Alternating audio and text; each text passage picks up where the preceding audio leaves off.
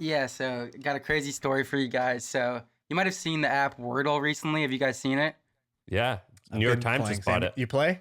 Yeah, so New York Times just bought it, but about 2 weeks ago, one of my friends, he's a great mobile app developer, bootstrapper. He basically was like, "Oh, Wordle is going viral, and there's no mobile app that everyone's using." So like the Wordle guy had put out this crazy story. He put out this story about how he was peer. He didn't want to monetize it. It was just a toy for his girlfriend. It went viral out of nowhere, which I don't know if I believe because he works at Mischief, and like I'm not sure I totally buy that story. Uh, but that was his story to the media. So my friend was like, "Holy shit, there's a huge opportunity for someone to build the mobile app. This guy doesn't own the trademark of the name. It's kind of like riffed off an old game show." So my friend built an app over the weekend, called it Wordle the app. Uh, Went viral. So basically, like over the weekend, got like 30,000 organic downloads, was top of the app store. And my friend's one of these guys who likes to build in public, so he tweets everything, he always has. He used to like put his portfolio up so you could see everything he's doing. And what is Sam, by the way, this is going to support your build in public thesis. By the way, this is like the perfect case study of how you feel about build in public, which is I like it in theory. It's like the face tattoo thing, right? I like that other people do it. I don't want to do it, and here's why. Here's the cautionary tale. Like when when the dare officer brings like someone who's like been in jail for drugs to the classroom to tell their story. This is like a before and after of meth. Yeah, like exactly. it's like nerve wracking. But Shaan, explain what Wordle is, because all I know, I don't play word games. I play real sports, and so I'm not trying. I don't waste my time with that. So when people are what is this game? It's a game. Okay, so it's a simple game. You literally, if you just the way I get to it, you just Google Wordle, first link, you click it, and it's just five empty like letters, like five squares where you got to guess a word. There's no clues. It's not like a crossword.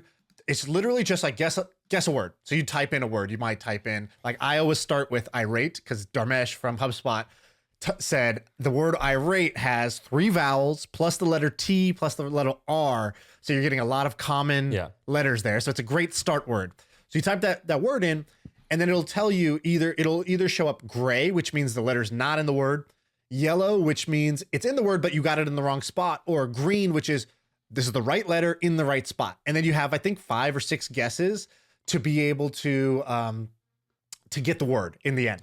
And then the beauty of it is at the end, it's like you got it. You feel the sense of accomplishment. The whole thing takes you like 2 minutes to play the game. So it's like really easy to play in that sense. And then if you get it right, it lets you share that you got it right, but it doesn't share what the word was. It shares like imagine what you're looking at now, which is like the word and all these colors, but take the letters off. It just shows the colors. So it'll show somebody else, oh man, I started off not having any of the letters. Then I got the T at the end, and then I got one letter at the end. So that's and what then that like score on my is. fourth one, I got it right. So that's why you see that grid of green squares posted on Twitter, and it started going viral on Twitter. So that's the game. And what's like the score? Okay, so I'm Ben just got it. Moist. Ugh. Ben, did you really just play that, or are you watching a video? I think he's I already playing did it it. this morning. I was trying to just do like an illustration, just trying to get some accurate B-roll. All right, so I understand. So people have been sharing this like crazy, and Dharmesh, the founder of HubSpot, He plays it daily. and he even built a competitor to it as well. And so your buddy Ben Levy, what's this guy's name? His name's Zach Shaked. And what's the name of the app? It was called Wordle, the app. So part of the story, basically, so he goes and builds this app. He tweets like, "Holy shit, this is the fastest growing app I've ever built. I've built 10 other businesses. They've all done really well, but this is the only one that's like growing organically like crazy." And he basically, the Wordle creator sees it and he's like, "Yo," he gets on the phone with him. He calls him and he's like, "Hey, this just doesn't feel right." By the way, this whole thing's just happening in a Twitter thread. Ben sends me the first tweet. He's like, "Yo, Zach's," because I've met Zach through Ben. He's like, "Yo, Zach actually cloned Wordle." Next tweet, "Look at this shit. He's tweeted out a graph. It's going crazy." Third tweet, someone says, "Dude, you just ripped off Wordle. Like you're gonna get whatever sued or something, and you don't own the trademark for this." He goes, "What trademark?" And so I'm seeing the tweets play out in real time, and he's bragging. He's bragging about how good it's doing, and he's like, "Ha! Like there was no app. Now I'm dominating this. I'm getting all these free downloads. This is amazing." And he's just tweeting update after update. Okay, so Ben, pick it back up. So then somehow the Wordle guy gets in touch with him. So the Wordle guy DMs him and he's like, "Yo, let's get on the phone." And my friend Zach is like, "Hey, like, you don't own the trademark. I know nobody owns it. There's a bunch of other apps called Wordle before this, but like, let's partner or something. And the guy's like, I don't like, he basically said some version of like, I don't do this for money. This is just fun. Ironically, he sells the New York Times like a week later, but that's separate. So my friend gets off the phone with him, and he's like, all right, I'm going to talk to a lawyer. I'm going to figure out what I should do. Like, clearly there's no ability for us to work together here. And then like 20 minutes later, some big tech reporter dunks on him pretty aggressively. And he's like... Dunks on who? Your buddy or the original creator? Dunks on Zach, my friend. And he's like... he basically says something like, wow, like app developer has no ethics, clones Wordle, bragging about how he's at the top of the app store. And then, when that happens, everyone goes and looks at Zach's past tweets. And he ironically had 2 tweets. So like 6 months ago, he tweeted, I hate app clones. Like someone's cloning my app and I'm going to he basically like disputed every app that was cloning his old app and posted a big thread about how app clones are the shittiest people. Didn't he call them like scumbags or something? Yeah, he was like, they're the scums of the earth that you're copying my app. And then wait, you said the word ironic. So was he being serious? No, he was being serious. It was ironic that he it. tweeted that, and then he was doing, and then he was being opportunistic. And then he also tweeted like, at the beginning of the year, I have 2 goals for 2022. It's like be more vulgar and make $10 million this year. So he just gets like proceeded to get dunked on really aggressively, and people start buying his domain and are like, I'm going to dispute every app you've ever made. I'm like going to make sure that everyone knows you're the worst of the worst. So basically that's what happens. Apple ends up pulling down every single Wordle app. He calls you, right? Somewhere in the middle here. He calls you for some advice, right? Yeah, so he calls me in the middle of this and he goes, hey, this is crazy. Like, app is doing really well. I think this is a big business. Like, I know how much these apps convert, like free to paid. This is just growing organically. This is a $10 to $100 million mobile app here. What would you do? And I was like, well, I think, ethically, I'm not sure. I think you did kind of copy him, but I get that, like, this is version 1 and you're going to make it better. I could buy that. But right now you're probably stuck. Like, the mob has you. But he's like, well, maybe there's a Trumpian version to this where, like, I kind of own that, like, this is my approach and like I'm doing it, and there is no trademark. Apologize, put up the white flag, take it away, right? These are options on the table, right? I could just say, sorry, I did wrong. I could say, sorry, I said what I said, and I'm going to change the name. I'm going to make some concessions. And then there was go full Trump, and full Trump was like, just lean into it. And but you could do that in a non like douche way. What you could say is, like, look, we're not claiming to be innovators here, but we're executors, and so we find things that are great and we make them available for the masses. Sue me. That's like the way that you could take this. That's what Rocket Internet says. They go, we're not innovators, we're executors, we're operators. So how did the conversation go, Ben, when you guys talked about these options? Yeah, so basically I was like, I think those 3 options are on the table, and he was like, yeah, but I don't think we're really doing anything wrong. Like, there is no mobile app. So like, while people can think that, I think it's fine. So he basically is like, I'm going to double down. By the way, this other guy didn't create Wordle. You're saying there was a game show back in the day that was the same game. He created a web version of it. Is that right? Because I think that changes it too, which is like, this guy also copied this show, right? Like, and it looks like this guy, Zach, did he redo the app but call it Word Love? Well, that's later in the story. That's like after Wordle got shut down in the App Store, he recreated a new, another word game with so similar Apple words. Literally just shut down all the clones, or just him? Yeah, they shut down everyone that was using the name Wordle after that. And to clarify, there was a game show that Wordle was based on, and I think the guy's story was like, I did this for my girlfriend. It wasn't for profit, so he didn't get crucified for it. I see. Well, so and what did Apple say? Why did they say they could just take down all these things? Or you don't know why they just took it down? There was no statement. They just took down every Wordle app and said, you don't own this trademark. Like, you're being taken down because we decide what we do with the App Store. So I'm not a lawyer here, obviously, but I have done some trademarky stuff, and I'm almost positive that someone's going to correct me, but I'm almost positive that even if you don't own the trademark, if you're like, and you can make the argument, if you're like the first or the most popular, and if there's like a general consensus that like, yes, when people think of this name, they think of you. and these other clones or these other people are trying to like steal, act like they're you, the courts tend to favor your side, even if you don't own the trademark. Yeah, So just because they don't literally have that trademark, there is probably some you would probably win. Yeah, I think that's probably true, and like he knew that. Like there was some argument that there's been other apps called Wordle, but it was pretty clear that like they would have a good case. So he proceeds to kind of double down on it, gets dunked on aggressively. Like basically, he doubles down a little bit, like says like no, like this is based on the game show. You don't own a trademark. I'm looking at it now. Versions of that, and then it goes completely viral. Like 10,000, it gets like 10,000 people in the tech Twitter circle are dunking on him. There's articles. Can we stop for a second? Why was his goal be more vulgar for 2022? Why was that a goal? That's such a random. You said that, and my mind is still wondering why was that his. Does that mean goal? like be more aggressive? I think he meant like be more aggressive. Like when he sees opportunities, be more assertive and like be as aggressive as possible when opportunities present themselves. Okay. Which clearly was what this was. So he went hard. He got dunked on, and basically what happened was people bought his people squatted on his names, ZachShaked.com. They were like, we're going to go vote down every single app you own. We're just basically going to attack you. Oh, and so what happened? How's this end? So, I mean, basically it ended with him shutting the app down, as you'd expect, and now he's like making a new word game because he likes the word game space.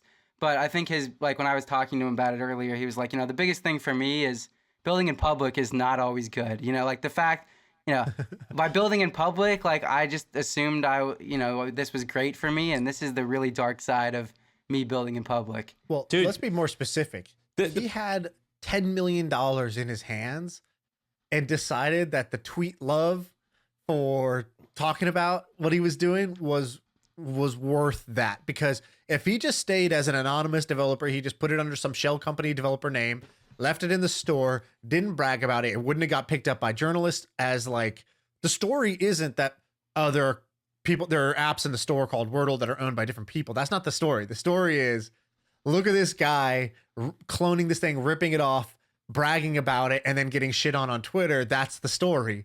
So if he just didn't do that, then that doesn't get to Apple. Like, I think there's a pretty good chance he gets away with it, because I know the App Store is full of clones.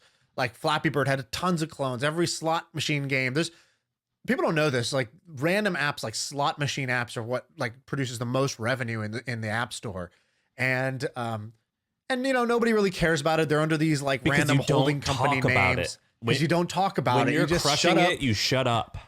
Yeah, it's when you're not crushing it that you want to talk about it. As soon as you start crushing it, zip. Yes, when you're doing well, you only talk about it when you're not doing that well, or when you are doing so well that you think that you can't catch up. That's why people are always like, why don't you talk about your e-commerce thing? I'm like, why? It's working. What do I need to tell you guys about it for? Yeah. And I also think but that transparency, cool. I favor transparency with people I trust, not strangers on the internet. also, Like, I don't value transparency. well, it's like if it's my wife or my family or my coworkers, all right, I'll give you transparency. I don't owe you, my Twitter follower, or even my podcast listener, to tell you my every detail. I'll be very honest with you. I tell people things when it's beneficial to me, and I don't when I don't. And I actually recommend that strategy to anybody. There is no there's nobody forcing you to tell everybody everything when there's no gain to be had for you. Yeah, and there's actually clear downsides. And this guy just totally screwed it up. If he should have shut up. You just got to shut up sometimes, and that's really hard. It's the building in public thing, man. And also, it impacted the Wordle guy. Now he got all this competition, and he had a lot of stress. I think that when you're doing well, you just shut up. You don't talk about it. Yeah, and I think part of it becomes your identity. Like I'm the build in public guy, so like I do everything in public. And I think he was just like type of guy that's like, I'm really good at growth, and I'm really good at building apps, and wanted some love for it, and then by the way, I recommend this guy's blog or Substack, because he actually he does a good job of building in public. Like he Ben, what was the one that we were reading, and I remember telling you, I was like, dude, this guy's stuff is actually really good. He had like no followers, but not no followers, but he had a very small following, but I thought his content was actually really interesting. He would talk about like, all right, I'm going to build this product because of this reason. So first thing I'm going to do, I'm going to go to, lean domain search. I'm going to get a name generator for this. Okay, I got the name. Boom. Now I'm going to go do this. Boom. Here's how I do this. Boom. All right, I'm going to fire up some paid ads. Look, here's the dashboard. And like he was actually making progress. So he wasn't just like, he wasn't just talking theory. Like he was actually getting users, getting revenue.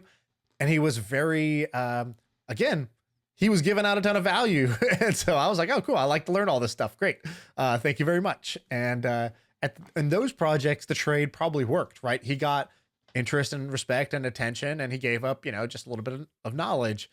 But in this case, it did not pay off. Yeah, and he openly shares all of his app numbers, like that link I just dropped, zach.so/dashboard. You can see all of his app numbers, all the churn. So it's a big part of his identity, and he's really good at it. But sometimes it doesn't always pay to to build in public. Dude, cornrows and face tattoos. It's cool that other people do it, but not for me. The other thing is like identity. Be real careful what your identity is, because your identity comes with like, some serious trade-offs. People have an identity and then they'll they use it to build a little prison for themselves. Here's my walls and chains that I put on myself by like labeling myself in this way. I like to, people will be like, oh, I thought you said this the other day. I'm like, yeah, changed my mind.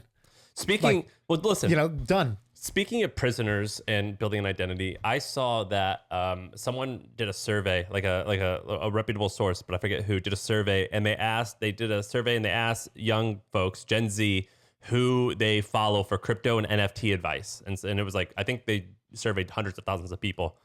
Pomp was number one for the most trusted person. Pomp is like our friend and started out like just a guy on Twitter. Now he's like pretty official. How on earth does this guy do so much? So he's got a 200,000 person email list who he talks to, I think, every day. Every day. He's got a daily business show. And I think he has like multiple hours of like YouTube. 3 hours. It's a professionally produced morning show, meaning like he's there on camera with his brothers. They got an agenda, a rundown of stories they're going to cover. It's like a news show, business news show. I think it's called the Business News Show or some shit like that. The best business show. And he does it for multiple hours in the morning, every morning. And I think I was with him and his wife a while ago, and she was joking. She's like, man, he writes all of it. I don't know how he does it, but he writes really fast.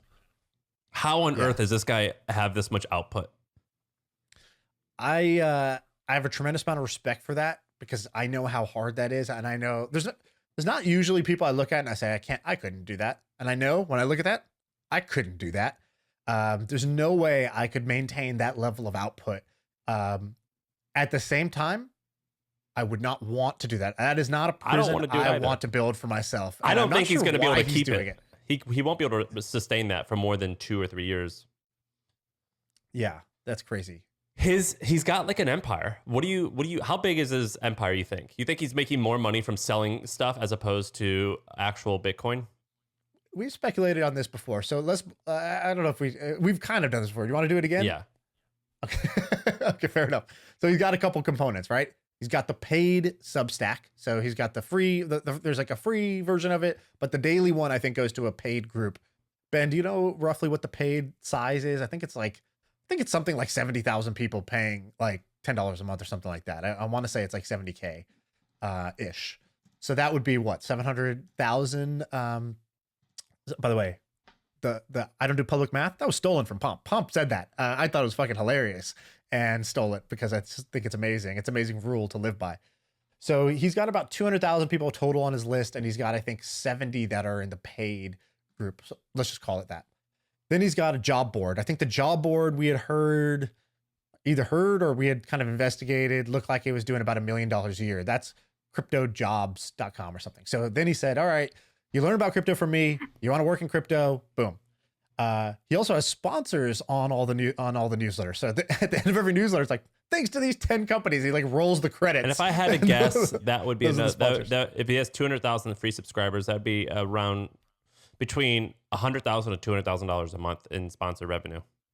So we're at that. I think what we've just added up to is about $2 to $2.5 million a year. And then that stuff. His videos, courses. He does about $1 million a year on his Bitcoin course, which I don't think he even shows up for, or maybe he does. But like I think he's got teachers. It's like pretty automated.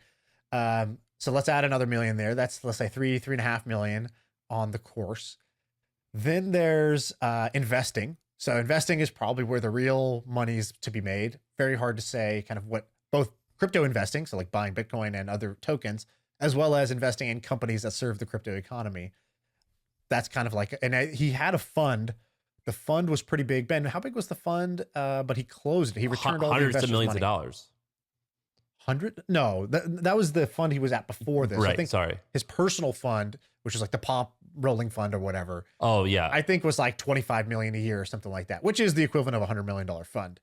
So I think he was doing 20 to 25 million a year. Again, these are all plus or minus 50%. So And then his YouTube got 4 million views in the last 30 days, and then his podcast, I bet, is around where we are. but dude, YouTube at 4 million views that's like $4,000 or something. The YouTube pays like nothing on just the views, but maybe his sponsors, his probably, because I think his Best Business Show has a main sponsor that's like Yeah, it's SoFi. Because one time I got in trouble because I disrespected them when well, they're not a sponsor anymore, right? So can you tell the story? Yeah, so basically one time the Hustle wrote an article about SoFi's CEO getting in trouble for, I don't remember what did it, was it was it a sexual thing or was it fraud? Something like that.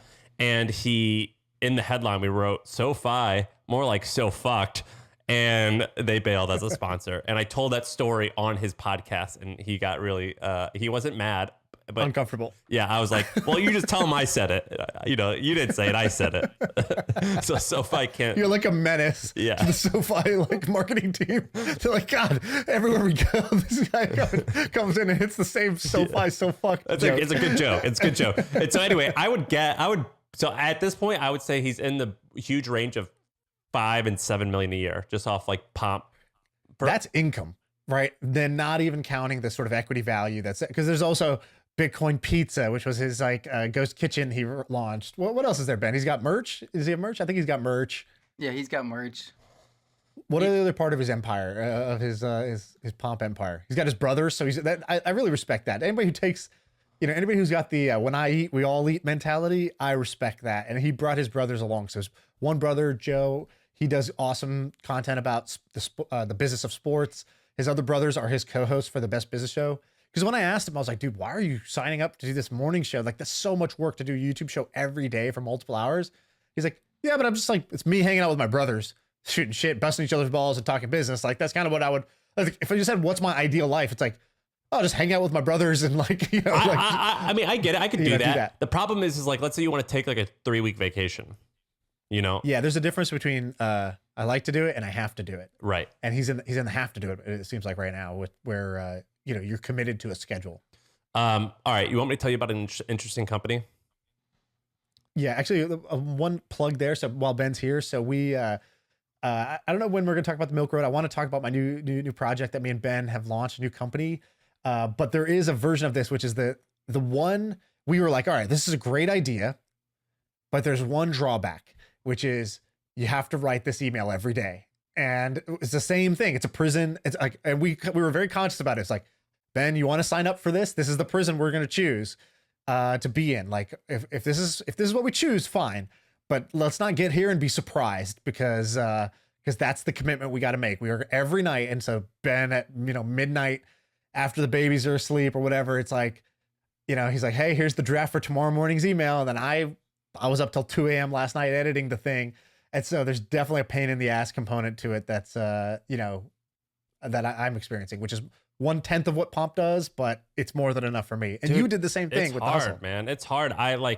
I loved it. I mean, it's like, I think I told you, it's almost like running a marathon or like being in a fight or something. It's like, you're scared to do it. You do it and you get in the thick of it and you like kind of enjoy it. And then you get to a point where you can take a break and you're like, this is horrible. I never want to do this again, which is how I felt like last year.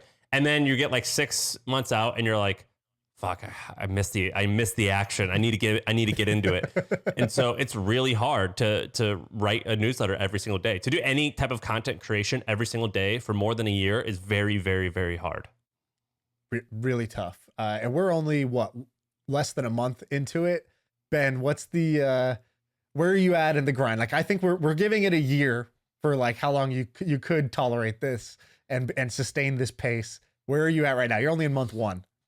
I'm at the still exciting, still fun to research and write, but I am at the holy shit, Shaan's a way better writer than I am point. But it's still fun.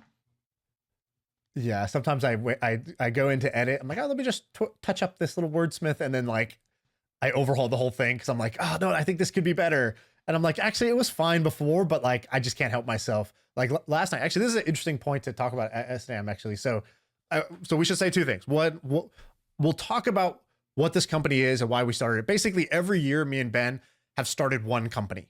Last year's company was the e-commerce company. And we grew that from 0 to about 10 million in revenue profitably. And to do that, like never had done a physical product before, never knew how to get things manufactured and all that. Never had been spending like, $200,000 a month on Facebook ads and being responsible for that return and making sure you don't grow broke.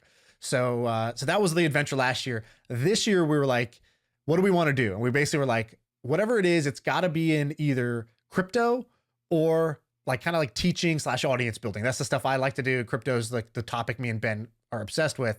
And that's why we came up with this thing called the Milk Road, which is basically, it's an email you get every day. And we just say, it's kind of like, it's the way I got good at crypto, which was my buddy Furkan, who's way smarter than me. He was like, he bought Ethereum in the crowd sale. He was mining Bitcoin back in the day. Like this guy's just been ahead of the curve on stuff. He's an engineer. And every day he basically just sends me like 3 links. He's like, yo, check this out. You seen this? I'm always like, no, I haven't seen it. And then I'm always like, wait, what is this? Why is this interesting? And he's like, oh, so the reason this is cool is because ABC. And he just breaks it down super simple for like a dumbass like me. And I was like, dude, if I could just take that idea and provide that like as a newsletter, like Furkan doesn't care. He's never going to create a Substack or a newsletter. He's like too smart and too cool for all that shit. But I was like, if I could take that idea of like a smart friend just showing you 1 or 2 cool things a day that's going on in crypto and explaining it in simple, plain Jane English, I think that would actually be useful. How many subscribers do you guys have? So we've been doing it for, I think, 3 weeks now, and we're at 16,500 as of today. So it's grown. Like last week, we're at 10,000. So this week alone, we've grown about 50%. In the last 7 days. What was the cause? 2 things. We turned on paid ads. And so you referred, or you know a guy who is good with this stuff. He's been helping us out. He's really good, actually. Like I've tried like 5 agencies for Facebook ads. This guy's like better than all of them so far. How much are you spending to acquire an email? Right. I don't want to say that right now, but it's in the good range. Remember when you were like, dude, back in the day, it used to be X, now it's Y. We're getting it for X still, but we also aren't spending a ton. So maybe as we spend more, that's going to go down. But honestly, there's such a big appetite for learning crypto because people kind of know, all right, this seems like the next big wave. Like, there was the internet, there was mobile phones, there was iPhone, and now like crypto seems to be the big wave, super hard to keep up with. And I know there's money to be made. So I think the appetite is there where I think we're going to keep getting subscribers for pretty cheap because the appetite, I've never seen an appetite for content like this in my life. Because I've been trying to make content that people want. And I'm always talking about shit I'm into. And like, it's often like lukewarm. I think the name is good. I think the name's pretty good. And you're using that platform Beehive. Is that any good? Beehive's pretty good. It's pretty new. So like there's a lot of features we need where we're like, yo, we need to be able to, for example, if I do a partnership with somebody or somebody plugs us in their newsletter and or let's say Facebook ads, we pay for Facebook ads. I need to know if that subscriber like worth the same as an organic subscriber. Like, are they still opening it 20 days later? I need to know like based on where they came from, are they still opening it to know where I should put my energy spreading the word. And so they don't have features like that yet, but we're kind of working with them to be like, yo, help us good. Like, we need X. Can you build it? We'll be your best customer if you can kind of like help us get what we need. Sick. I think it's going to work. It just, I think that you'll start seeing, well, you've already seen progress. After 1 year, you're going to see a lot of progress. And then if you continue to do it for 3 years, then shit really starts to accumulate. The media really does compound. I didn't believe that it did compound because I'm like, well, it's not like subscription revenue necessarily. But then I realized I'm like, yeah, but if I like just continue doing this and like get known, it compounds in terms of cultural relevance. And that usually translates to revenue. That's a good point. And I've always said this, and I've always fucked this up. That's the reason I keep saying it. Is mostly as a reminder myself. Like the best advice I give, the advice I give the most to others is the advice that I've had. This is the lesson I've had to relearn 5 times because I just can't like get it through my thick head. And that's that what you work on and who you work with matters way more than how hard you work. And to put that another way is the most important decision you make is what project to work on. And so like, I'll tell you, like I've worked on some really shitty projects. Like we did a hackathon and we built this app called Beer Hunt. And it was like, every time you drink a beer, you like take a picture of it, you check it in. You Yeah, get but you don't points, give a like, shit about that. And it's like, and people got excited. Why? Because, oh, beer, everybody loves to, like, it would get a big reaction anytime we told somebody about it. They'd laugh and they'd be like, oh, that's cool. I'll send it to my buddy or whatever. And so people liked it who were especially craft beer types, but I wasn't a craft beer type. And also like, I didn't have the filter of like, dude, if I'm going to do anything, it's going to basically take up all my time for like 3 years minimum. Is this the one? Right. And I was treating it like like a hookup, and I should have been treating it like marriage, because projects are more like marriage, really. When they like, once you decide to do them, you're going to do them for multiple years. Right. Like, and so I've chosen a bunch. I did a sushi restaurant, horrible project, beer app, horrible project, tried to build the next big social network and messaging app, worked so hard, built cool shit, but like the fucking hardest industry to like, you're just running around with a bottle trying to catch lightning. So my project selection has been horrible to date. The best project I ever selected was this podcast. And then the e-commerce one was okay, not great. It's successful, but it's more successful just because I got better at business. It's still a really hard business to be in, and kind of a roll up your sleeves type of business to do. I think this is probably the next best. Like, I think I finally did project selection right. And the reason why is I think that crypto is as important as like, mobile apps and iPhone was in kind of like 2009, 2008, 2010 maybe. And as important as like the internet was back in like 1999, I think that's true. And when there's a huge wave happening, it kind of doesn't matter exactly what you do. You just need to make sure you're out in the water paddling with your board.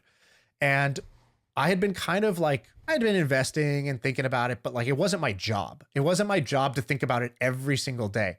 What this newsletter does, like, I don't know if the media business is going to be amazing. I think it could be, but even if it's not, the fact that my job is that every day I have to learn two amazing things, like two interesting things about crypto, and be able to explain it to tens of thousands of people. That is a job that I think is going to pay off in weird ways. Like, I think we're going to get into good investments because people are gonna be like, oh, cool. Yeah. You guys got that big distribution. Yeah. We want you in this project. Yeah. I mean, that's what happened with the hustle. Right. And it's like, I'm going to find cool projects because I have to say something interesting tomorrow morning at 7 a.m. when this email goes out. I'm not going to say something boring. So that means I got to learn something every day. So that means I'm turning myself into kind of like a learning machine. So that is why I think this is the right project. And the reason I share this is because I think it's the most important decision you make in any project you do, in any endeavor you do, is just at the beginning, what project you decided to go for. Dude, I that's wonderful. I'm reading two books on this topic. The first is called Wanting, which is Andrew suggested it. That's why I bought it. He suggested it on this pod. It's called Wanting, and it's about mesmic desire. Mimetic desire. And the second one is The Daily Laws, and it's about the 48 Laws of Power and Mastery and all these great books by this guy named Robert Greene, but you read just one page a day. And the whole first section that I'm continuing reading is like, how do you find what you care about? And it's really great because the thing is you want to find stuff where you are able to, when you get into it, you actually get more energized. And I've done a lot of stuff like copywriting stuff, which I think is fun sometimes, but when I do it, I'm like, ugh, I gotta like, I'll be like, fine, I'm gonna get this done by 1 o'clock on Monday. I gotta get this done. And then I realized one time a couple years ago, I moved apartments, and I remember the mover coming, and I planned for a week. So I was like, all right, we're gonna get all these boxes. We're gonna stack these boxes here. This is how we're gonna move it. The mover's gonna come at 8 o'clock. I'm gonna be there. I'm gonna lift this up. And then I got up at 5 a.m. because I couldn't sleep. I was like, I'm so excited to move and to like physically move these things and set up the new place. And I was thinking about that when I was figuring out what I'm gonna do next. And that's one of the reasons why I'm getting into short-term rentals right now, is because I just and I think that the point I'm trying to make is, when you're thinking about what gives you energy, it doesn't have to be, you said it, but I don't actually think you meant this way. You said, I think this is a big deal.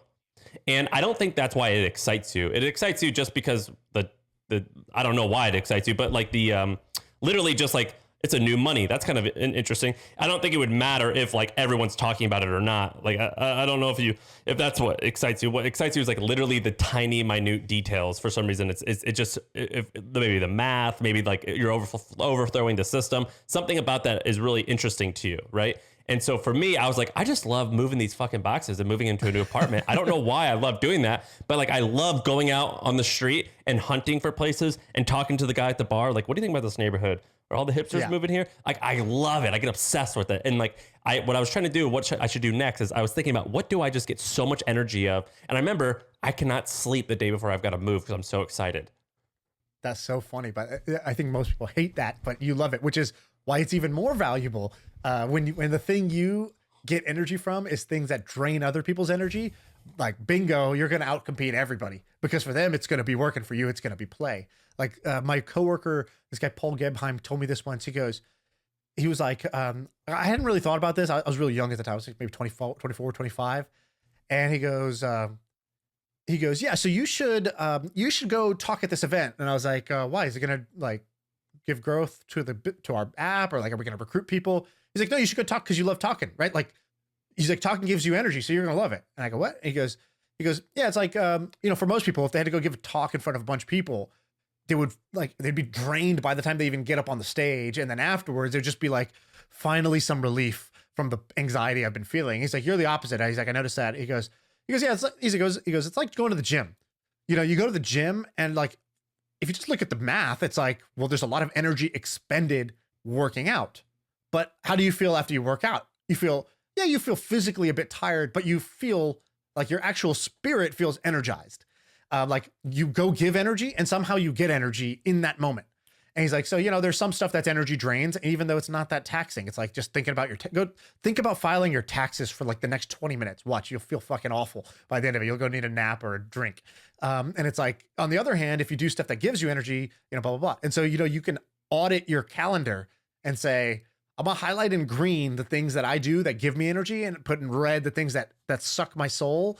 And if I want to have a better life, I should probably just do more of the green shit. I think that's great. I think that I'm talking to a ton of people right now who are they're like, I've made a little bit of a name for myself. What should I do in my career? But like, I don't even like it. What the fuck do I do? And I'm like, yeah, it's tough, but you got to find where you have to find what gives you energy. That doesn't necessarily mean what makes you happy, by the way, but what gives you energy. Totally. Because it can be really challenging and frustrating at times. And, it'll have highs and lows. In fact, I add this channel to every Slack that I do. So like I just put it in our e-commerce one because we just had like a big low where we got effed over by this like crazy unforeseen circumstance. It's like, oh, well, here's another one. And so, my team, they get so bogged down by these highs and lows. And I was like, guys, remember, like we stood in line to get on a roller coaster. Why are we surprised when there's highs and lows? That's what a roller coaster does. Like if you didn't want the thrill, like, we can go sit in the grass over there. We don't have to be on a roller coaster. That's such a good line. I'm stealing that. And it's like, so I create a Slack channel called Highs and Lows. And I say, well, now we have a place to put it, which is in itself like therapy. It's like, dude, this is going to be an epic low that I put in there. And we wrote the low, and then we started writing some highs that we've had. And like, it's what you should expect. Don't be surprised when the roller coaster goes up and down. When you stood in line to get on the roller coaster, you were excited about going on this roller coaster. That's what you wanted. You wanted the adventure. And so, that's how I think that's like a good tip for really any business. That's a great line. With the Milk Road, which Milk Road's the name of the crypto email that me and Ben send out every day. And like you go to milkroad.com, about the domain, by the way, for $2,000. I think it's a pretty good buy, right? That's a good buy. $2,000 for milkroad.com. That's a great buy. I would have thought you had to get the .co. We had milkroad.xyz, and it was like just such bullshit. Like people couldn't even, like the thing wouldn't even load. I don't know why, but like milkroad.com. So when we started writing this, I was like, all right, I found my thing. Now I found my thing when I was probably like 32 or something like that. Right. So it took me 12 years maybe to figure out what's the thing that gives me energy. And mine was, I just want to get paid to be curious. And it's like, what does that mean? It's like, I don't know, like every day I hear about different stuff, or I'm reading about things, or I'm talking to people.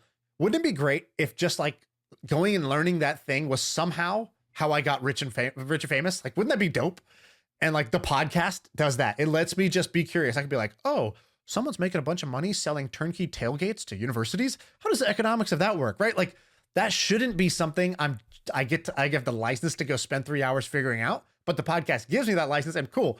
It gives me money and fame for doing it. I get power and influence. Great. As a byproduct.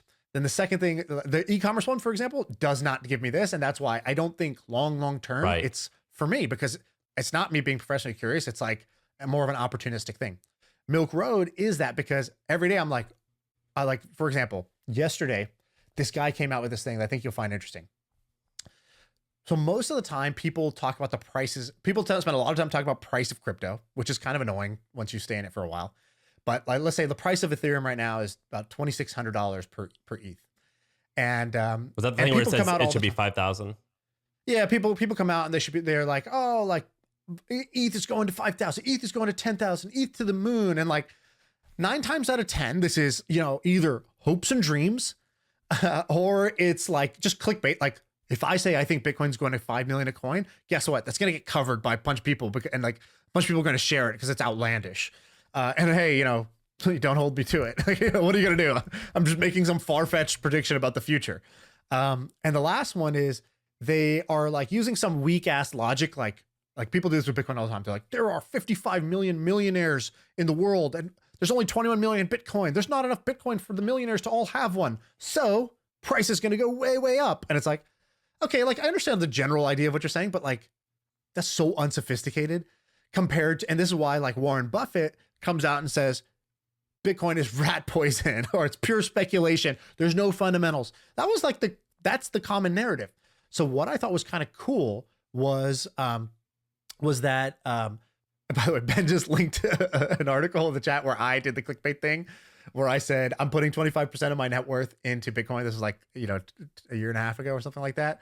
And I was like, because there's a wave of institutional capital coming in, I'm going to front run the wave. And it just sounds great. And guess what? Like, these news websites, look at this, like cringy. So dude. wait, it's like a picture of my face with a Bitcoin. What was the thing that happened? All right. So this guy came out. He's like a kind of like a crypto quant investor. He's got like his own fund or whatever. And he said, I actually think that there's a way to value Ethereum like you would value any stock of a company. He goes, so how do you value a company? You value a company based on its cash flows. Well, guess what? Ethereum has revenue. So what's the revenue of Ethereum? Ethereum has revenue because there's transaction fees. And, this is not new, but there's something new of like Ethereum changed what it does with the transaction fees. So now you can value it. So for example, Bitcoin has transaction fees, but the transaction fees get paid to miners. So as a Bitcoin holder, you don't get that revenue. And the miners all have different expenses. One guy's in Greenland, his expenses are low because the electricity is cheap there, whatever. So you could never really get the net profits of Bitcoin transactions or the Bitcoin network, because it really wasn't, it was apples to oranges. But Ethereum has changed what it does with the fees, which now lets you create a valuation model. So what happens? All right, Ethereum transaction happens. Let's say it's $100 for the transaction fee. 70% of that, it's called the base fee. And do you know what they do with the base fee? You know where that goes? No, I don't know anything what you're talking about, to be honest. Okay, well, I'll explain in the most simple terms. When there's an Ethereum, when there's a transaction in Ethereum, there's a fee, right? That's cool. Visa, MasterCard, everybody has a fee when you do a transaction. The Ethereum fee gets broken into 2 parts. There's the base fee, which is just burned. So they take 70% of the transaction fee and they just get rid of it. Well, why would you do that? Well, this is like when a company buys back stock. It's a share buyback. They basically buy stock on the open market and just get rid of it. What does that do? It shrinks the supply of the stock, which makes the price go up, right? There's less supply, but there's the same demand, so price goes up. So Ethereum started doing this thing last year where it takes the fee and it just buys back Ethereum and gets rid of it, which drives the price it drives the supply down, price up. Okay, cool. That's the first bit. The second bit is there's like a tip. That's 30% of the fee. Today that goes to miners, but there's the way Ethereum, there's like Ethereum 2.0 coming out. When it does that, that's going to go to the holders of Ethereum, to the long-term holders of Ethereum. So that's like a dividend being issued out. So now Ethereum has revenue, which last month that was 1.3 billion in fees. So real significant revenue.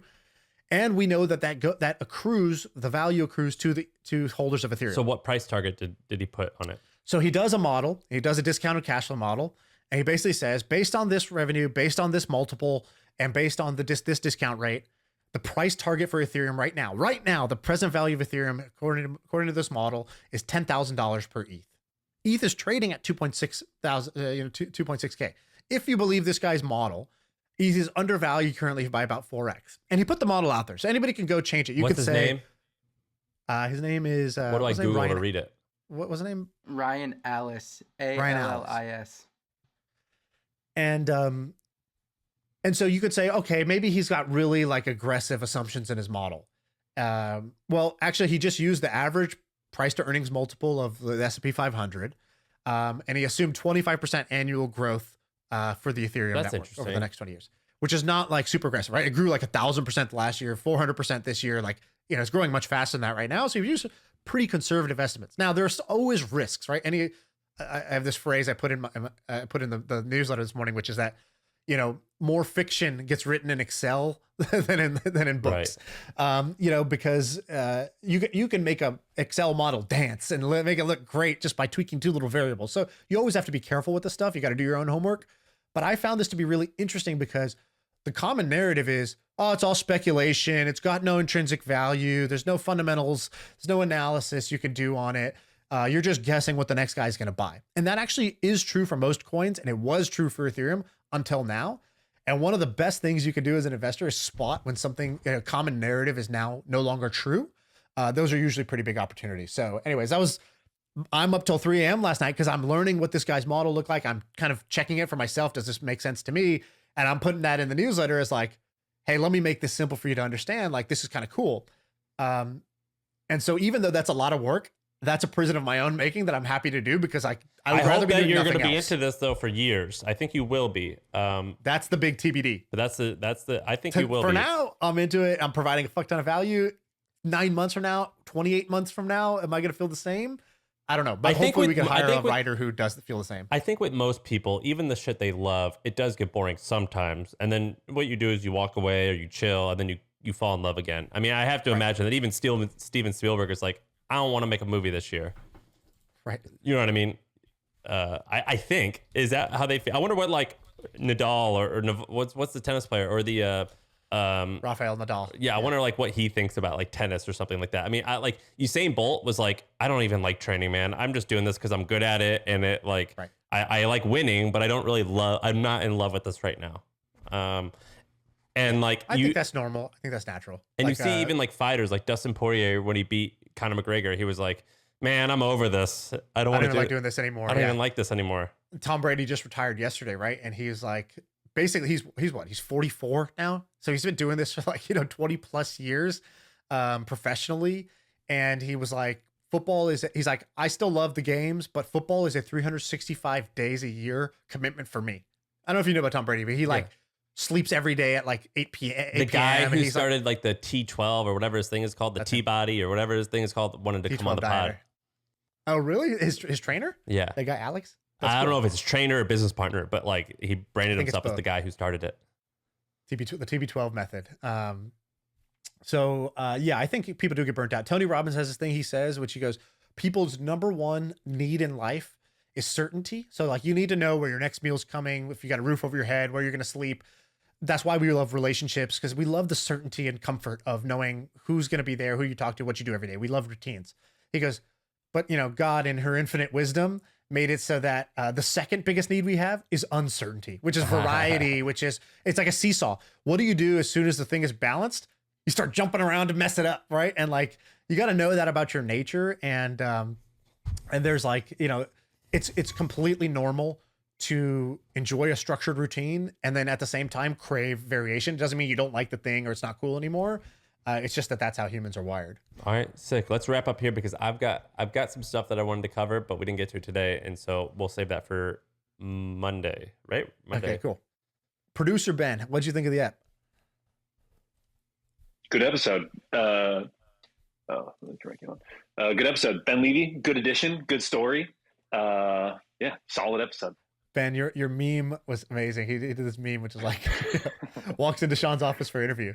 Is your name Ben? Yes. You're hired. We're putting together a team. If your name's Ben and you're talented, get at us. How's your what was your numbers in January, Ben? I need to look it up. It was it didn't beat my best month, which was like just below 100. My best month was 97 or something like that, and this was just below that. Come on, dog. What's the latest? Who are you profiling right now? What story are you telling? I'm still in the middle of Walt Disney. I haven't put out part 2 yet, so I'm in the middle of that. And but also, like I'm a bigamist. I'm a cheater when it comes to research, so I'm also doing a little research on other stuff too. Yeah. So I know a fair bit about Walt Disney. What's like? Give me one tidbit that's like, bet you didn't know this, or this is super. What I found super fascinating. Give me one. I haven't listened to the episode. He's optimistic, and he went broke and bankrupt a few times, right? Yeah, I mean that was the most amazing thing to me. Actually, the tidbit that like has blown my mind the most, is there's this story where basically they're inventing cartoons with sound, and like they're showing it to this audience. The audience is going crazy, right? So they keep showing it to him again and again and again. And finally, a couple of his animators are like, "We can't do this. It's 6 hours. They've been showing it to him. It's 2 a.m. So they just like go outside of the theater a little bit and are like smoking and talking. And he comes out and he goes, "Yeah, what are you guys going to do? You're going to stand out here talking about babies, or are you going to come inside and change the world?"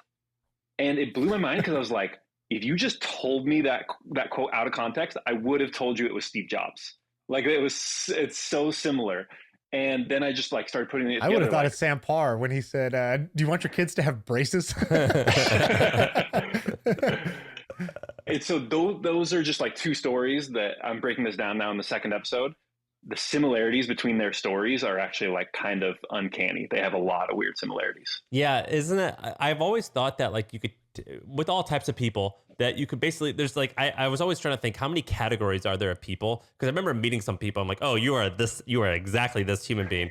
And after listening to your podcast, I remember listening to Edison and I'm like, oh, Elon is exactly like that. And if I study Edison, I bet you I can like make sense of a lot of what Elon's doing and help predict what he might do.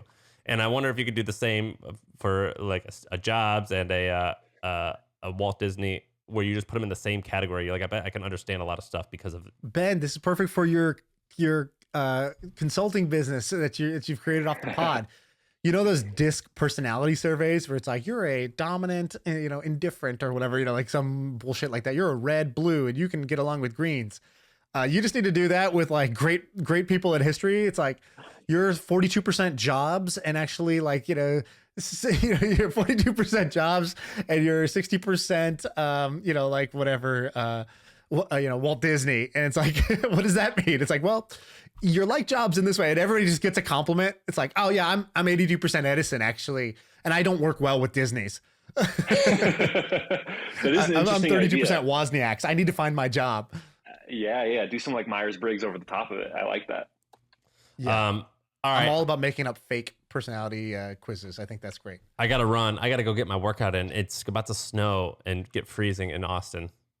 Like the first time in a long time. So I got to get. Doesn't Austin like shut down when it snows? Like, yeah, it's stupid. Like last year we were shut down for like a week, but I didn't have power and water for 6 days. And it was like 20 degrees. So it was kind of warranted. By the way, speaking of one-liners, you said an amazing one after we recorded last week. Like he was just saying that Walt Disney quote. What was the one that you said that our buddy said? He goes, I remembered the line. He goes, and this guy's like worth $100+ million. He said, people hate on get rich quick schemes. Are they crazy? Getting rich quick is the best way to get rich. Why would anyone hate on that? I love get rich quick schemes. I only want to get rich quick. Yeah. He goes, you got a good get rich quick scheme for me? I love that. And this guy like sold his company in like 2 years. So like it was a get rich quick scheme. It worked. So funny. All right. See you guys.